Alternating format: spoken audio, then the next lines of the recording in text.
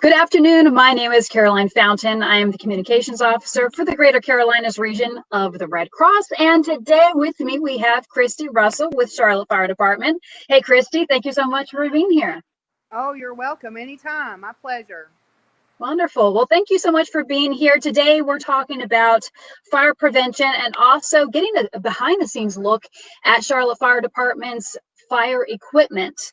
So, of course, October is Fire Prevention Month, and we've talked a lot about how to prepare yourself, how to make sure your family is safe. The last time that we did a Facebook Live on Friday, we talked about making an escape plan for your family. So today, we get a special treat with Charlotte Fire Department, one of our great partners in our region, to get that behind the scenes look at the things that really help put out the fire at the end of the day. So Christy, take it away. Show us what you have there. Absolutely. I'll do my best. Today I am at Fire Station number 10, which is off of Wilkinson Boulevard. And I chose this station because we house a lot of the equipment here. We actually have a battalion chief that is, the sun's in my eyes. We have a battalion chief that is stationed here. So this is one of our battalion stations. The engine company is actually out right now. They should be back shortly. But here's their heavy rescue company that is stationed out of Station 10. And this truck carries a lot of heavy equipment. Anything that's needed on the scene where there's a fire or there's a wreck that somebody may be pinned in a car or the car's overturned or something like that. The guys on this truck are specialized and they have specialized equipment. They carry, they carry the air on this truck, the air packs that the guys and gals wear for our department. If their tanks run out while they're in a fire, this truck carries the air on it that can fill those air tanks up. It also carries what we call cribbing equipment. If there's a car that's overturned or something that needs to be stabilized, the guys carry that stuff on the truck. As you can see, this is the inside of the truck. You can see maybe some of it, some of their equipment that they have in here. I'll try my best to get up in here. So they have all of their air packs and radio equipment and all the radio and stuff and their helmets. All this stuff is housed in the truck so they can easily get dressed when they're on their way to a call.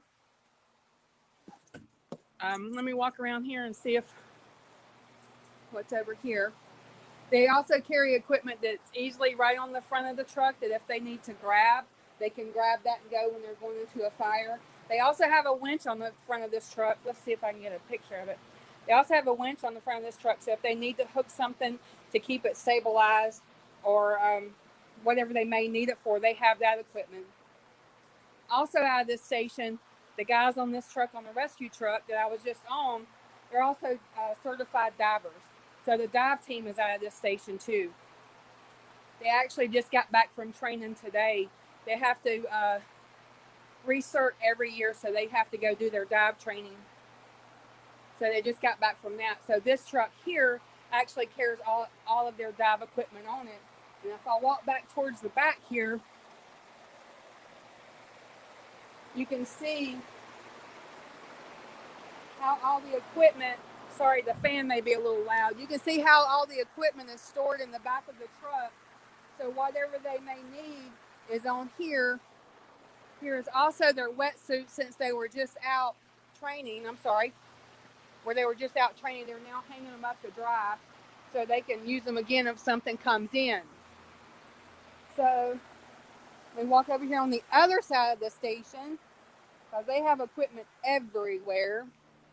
You know, sometimes if we have flooding, where there's flooding in the city of Charlotte, and we maybe get somebody stuck in the high flooding and they can't respond or they can't get out, we may deploy these swift water rescue boats, and these are pulled by either one of the pickup trucks or it's either pulled by the dive truck to take these out to locations that we may deploy them out into the water if the creek's rising to get the person out, or if they're stuck in a flooded area, they will go in that area with these boats and rescue the people that can't get out.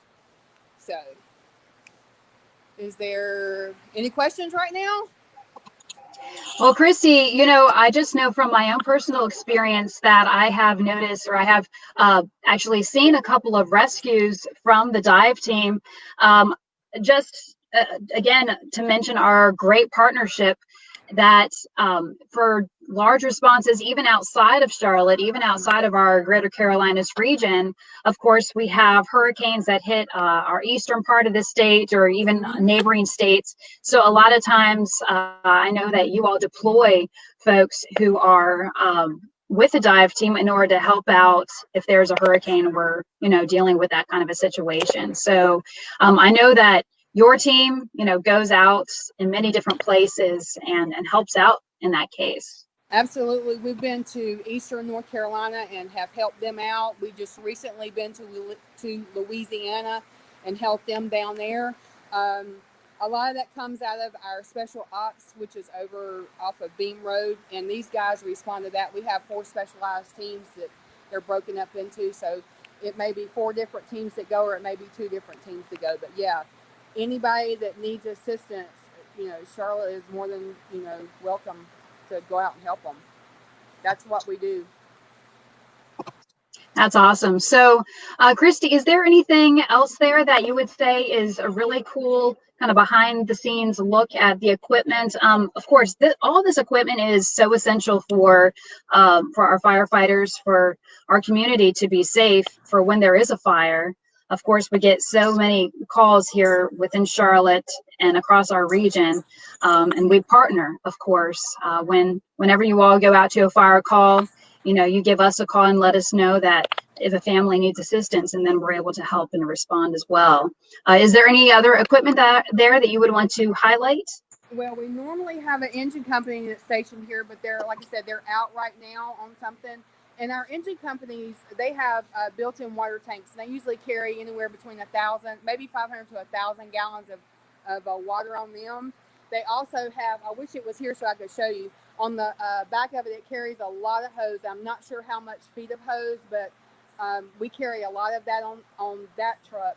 Also on the front of that engine company, they have what they call a jump line. So if we pull up to a car fire or something, instead of having to pull all of that fire hose off the back of it, we have a short line on the front of it that they can pull out, that they can quickly extinguish the car fire if needed. So,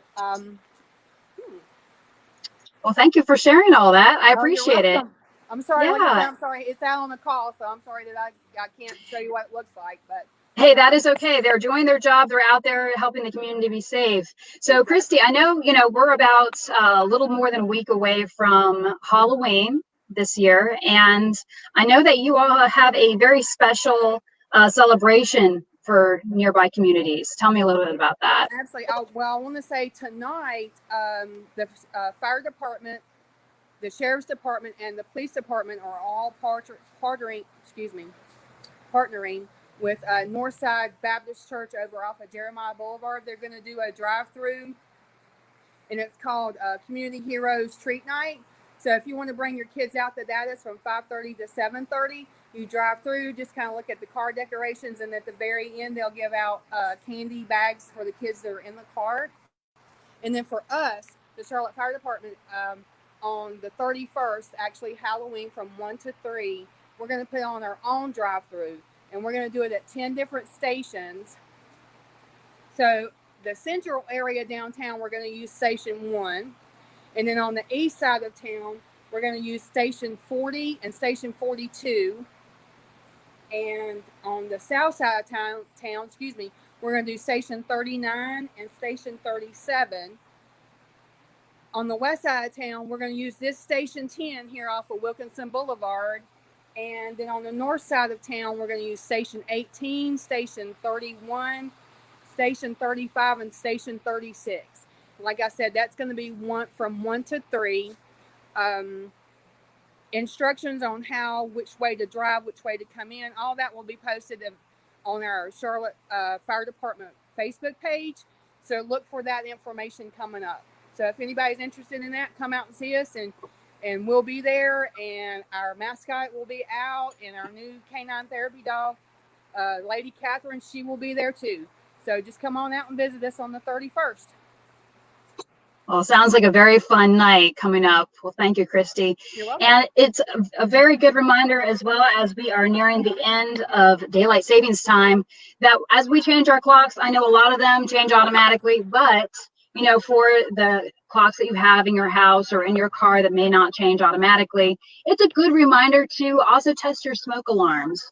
We work with fire departments across our region to help educate communities about the importance of being prepared for a home fire. And one big way of doing that is checking your smoke alarms and making sure that they have batteries that work, making sure that they are 10 years old or less, and that they are truly functioning, so that in the case of a home fire that you're able to hear those alarms go off and get to safety in a quick fashion. So anything on that you would want to mention, Christy? I was just going to say it's an absolute fact. Working smoke alarms do save lives.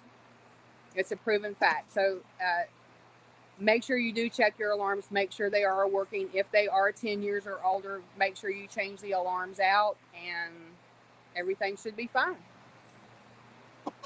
All right. Well, thank you so much for your time, Christy. Thank you for the behind the scenes look. And it sounds like you're going to be having a great Halloween there at those 10 stations in Charlotte Fire. So, like I said, just so come hopefully out and folks head out. there. Very good. All right. Well, thank you so much, everyone, for watching. Have a great afternoon. Thank you. You too.